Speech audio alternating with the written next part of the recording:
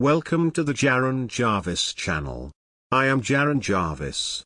Today, I would like to introduce to you, marbles. I was in junior high at the time and I was tormented and miserable, but to be fair, so was almost everyone else. I often sought solace in the woods behind my house. It stretched for a few miles before reaching another street down the hill and was generally just weeds, roots and small trees. It was autumn at the time and the dead leaves were ankle deep.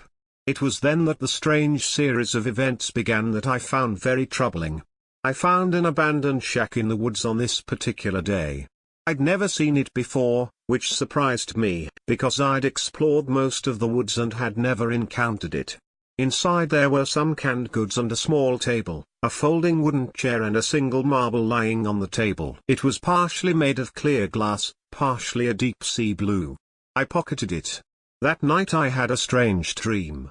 An adult figure was standing over my bed, obviously male, thin and dressed in dark clothes and lacking any facial features. I was nervous but not terrified. It stood over me, not moving, and finally said, "1 marble." It then turned and left.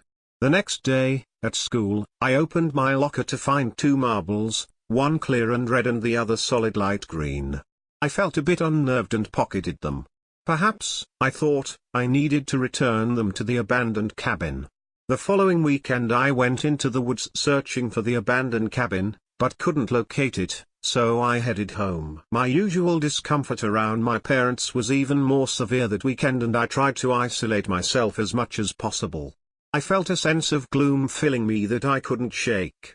The following week, at school, I was bullied in homeroom class. My tormentors came by to harass me and make me miserable. As they stood behind me, poking me and insulting me, I saw in the window over their shoulder the same faceless figure from my dream, standing and watching. I looked alarmed and they laughed at me, not seeing him, and then left. The figure vanished in seconds. I randomly found more and more marbles with each passing day. First 3, then 4, then 5 and so on. I didn't really know what to do with them, so I kept them in an old sock in the back of my sock drawer. A kid confronted me at my locker one day, threatening to kill me. This was an entirely new level of bullying and he had a reputation for being violent and strong.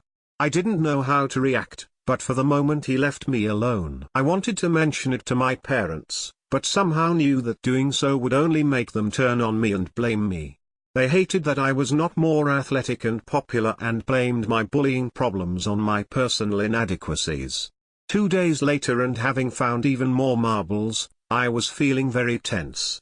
The same kid suddenly appeared behind me and pinned me to my locker as I was opening it. He said he had a knife pointed to my back and promised to kill me. The locker was partially open and my heart skipped a beat when I saw the faceless figure lurking inside my locker. He whispered, barely audibly, "Open it." I flung open the locker violently, causing it to hit me in the face, but hundreds of marbles poured out onto the floor. The kid exclaimed, "What the F?" but was cut off as he slipped on some rolling marbles and landed hard on his back. His knife went flying out of his hand, skittered across the floor and landed right at the feet of a teacher.